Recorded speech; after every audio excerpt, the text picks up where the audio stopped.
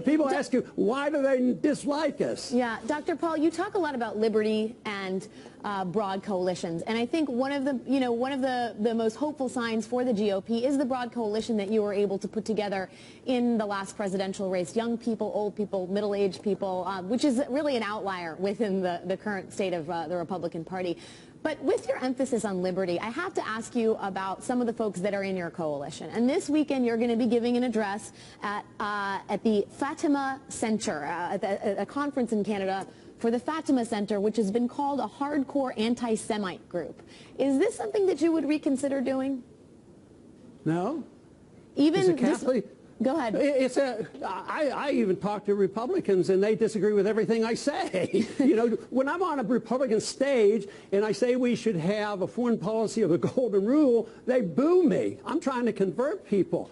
But I'm going to a conservative Catholic group that is pro-peace and wants to hear my foreign policy and my take on economy. If I go only, I wouldn't be on this station if I had to have a litmus test. I mean, you have an opinion, disagree with mine, so I'm on your station. Why can't I go there? We appreciate, yes, and we appreciate you coming on this station, but at the same time, this station is not advocating, as the Fatima Center has, to the duty incumbent upon Catholics of combating valiantly for the integral rights of Christ the King and opposing Jewish naturalism and preaching about Satan's plans against the church, among which include the granting of full citizenship to the Jews. Is your appearance at an event like this not some kind of endorsement of... Okay, what I would say is, yes, there are disagreements within the Catholic Church, and they're debating it's theological. I have nothing to do with that. I'm not even going to pretend I know anything about that. Sounds to me like you have me on here to bash Catholics. I was raised Catholic, so that's the last thing I want to do.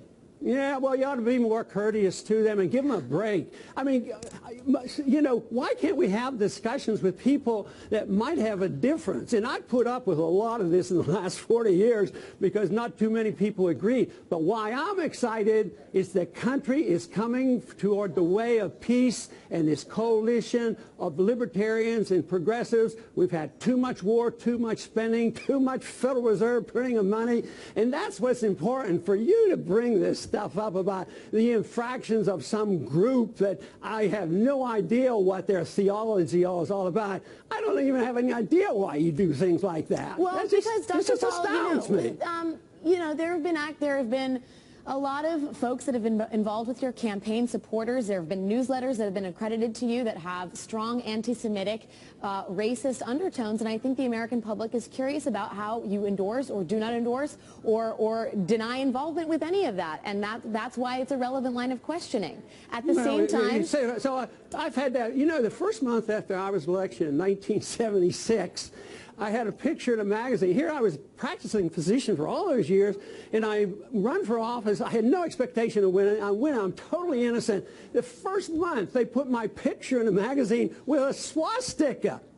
So this is just horrible. It just goes on. When people disagree with you on ideas, they have to destroy your character. That's what they do. The main reason I get attacked from anybody like you, it's because there's disagreement on my foreign policy. I want peace, and I don't want to support the warmongers. So you have to go after somebody's character. I don't think that constitutes a character attack, Dr. Paul, but we really do appreciate you coming on the show and talking about the ideas that are dear to you and your hope for the country. Thanks for your time, former Congressman. You had your chance. I hope I had my chance for my answer. Thank you very much, Dr. Ron Paul, host of the Ron Paul Channel. Thanks for your time.